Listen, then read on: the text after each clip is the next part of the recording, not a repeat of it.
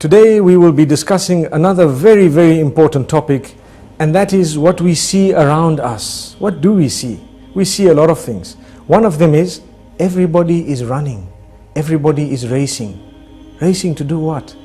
Racing to get more, to have the latest, to have everything the others have and even more and better, and to see who has the best and so on. This is more like a rat race. The race behind materialism. If we are to run behind materialism, materialism has no end. A lot of the times, the example that people give is that of the mobile phone.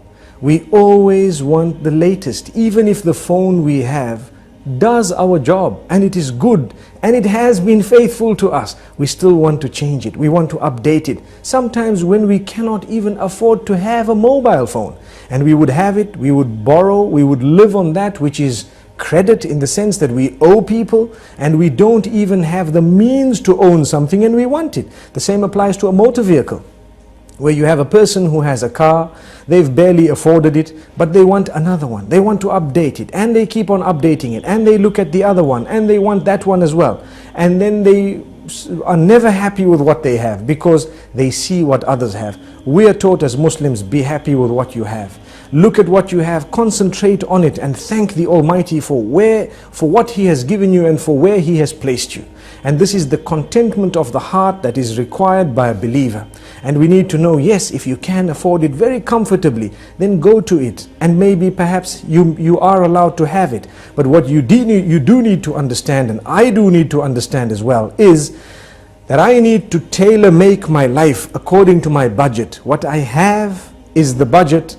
What I own is the amount that I have. I need to make sure that I buy that which I can afford. Why should I buy something I cannot afford? It is a burden on the shoulders. It is something that will bog me down. It is always a worry in the mind. Some people have, and we've seen this happening even in advanced countries, some people have lived on credit all their lives. So they have a job, the job pays them a good salary, their car is on hire purchase, the furniture is on hire purchase, the television on hire purchase, the computers on hire purchase, the phones on hire purchase, the furniture, everything on hire purchase. So much so that even their holidays are not yet paid for. And they've just swiped a card and it keeps on adding. They did not calculate that one day we might lose the job. Then how are we going to pay for it? And this has happened. It has happened in the most advanced of countries. And we need to know that it can happen anywhere. And for this reason, Islam teaches us, don't live on credit. Live your life according to your means. If you cannot afford a holiday, don't go on it. Or go on a more basic holiday. If you cannot afford a mobile phone, don't have one. If you cannot afford a vehicle, go with public transport. It might be better for you. And so on. Yes, we should aim right at the skies. No harm in that. But do not pretend like you're living on a cloud when you have not yet moved above the ground, because that will probably bring you crashing to the ground. And this is why we say the race towards materialism does not stop. It continues. The more we run, the faster it runs. So we continue running behind it and there is no stopping. Sometimes it even gets to our marriages. And this is a point that might be a red button being pressed, but we need to say it. When a person is used to changing everything, every time a new model is out, they want a new car, a new phone, a new watch, a new this, a new house, some people who are weak, it might even seep into their marriages where they no longer are interested in their own wives. Why? There is a new model out, so to speak. What does that mean? There is someone who wears a different type of clothing, who has a different cut, different likes, and everything is totally different, much younger and so on. We need to be careful. We should never allow this to seep into that department of our lives. And for this reason we say, harness it from the very beginning and you will be calm. You will lead a relaxed life. How many poor people do we have who sleep very well? And on the other hand, how many rich do we have who cannot sleep without a sleeping pill? How ironic. It should have been the other way around. But the reason is, sometimes the more we get, the more we want. And for this reason, the Almighty keeps us sometimes slightly backward so that we can enjoy our sleep. We can have a happy home. So many people, that when they've got enough money, enough time, enough good health, so to speak, they tend to think of sin. And they'd like to go and spend it in the casinos. on people whom they are not supposed to be spending it upon, spending nights out, engaging in adulterous affairs and so on, because they've got the time to do that, the wealth to do that, the health to do that.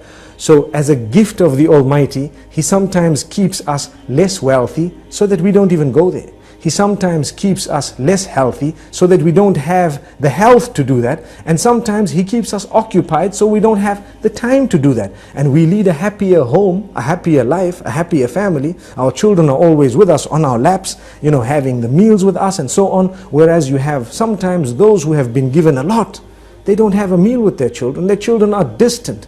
They have a relation with them which is very plastic, or should I say, very cosmetic. We ask the Almighty not to make us from those.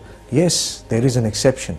There are those who are wealthy and they use their wealth in the right direction, and they do not allow that wealth to develop, or should I say, to change in a negative way their character and conduct. Because sometimes what wealth does, it messes a person up. Or, to word it more correctly, as we've always said, wealth does not spoil you, but it gives you the opportunity to show who you always were inside. And I think we've explained this in the past.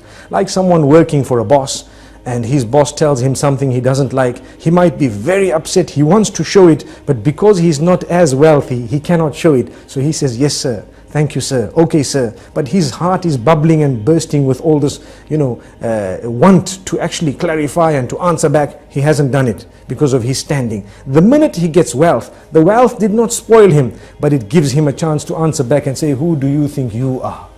If you have, we have as well. And for this reason we say, we need to have the best character and conduct prior to when we've had wealth, whilst we have the wealth, and even after it's gone.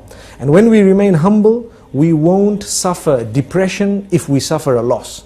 The minute we live a haughty, high life, one thing goes wrong and we're depressed. Why are we depressed? Because we were running behind materialistic items, and we wanted to live a life that was compared to those higher than us rather than those lower than us.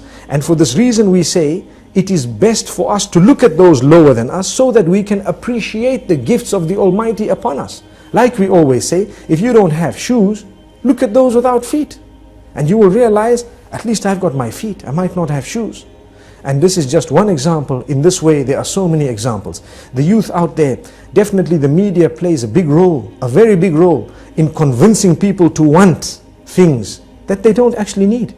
And this is why we need to distinguish between the wants and the needs. You need something, that is different. But when you want something, can you afford it? Is it necessary? Even if you can afford it, is it going to result in the destruction of your marriage, in the pushing away of your own children, or in the loss of respect, or in the changing of your habits in a negative way? If it is, leave it out. It's only something you want. You don't actually need it. You'd rather remain with that which you need and have an intact family with positive, relatives and family members and a good work environment and so on. That is much, much better than being a person who has everything, no friends, no family, nothing good in life. And this is why I repeat, and I'd like to end with this.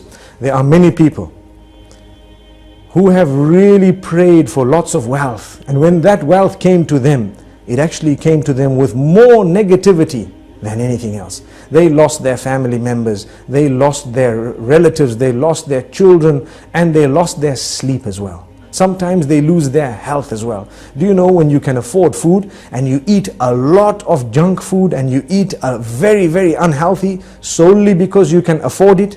Sometimes the Almighty does you a favor, you simply cannot afford it, and you don't know that the gift, or should I say, the side kick of that was that you would remain much healthier than those who could have afforded everything and did have it.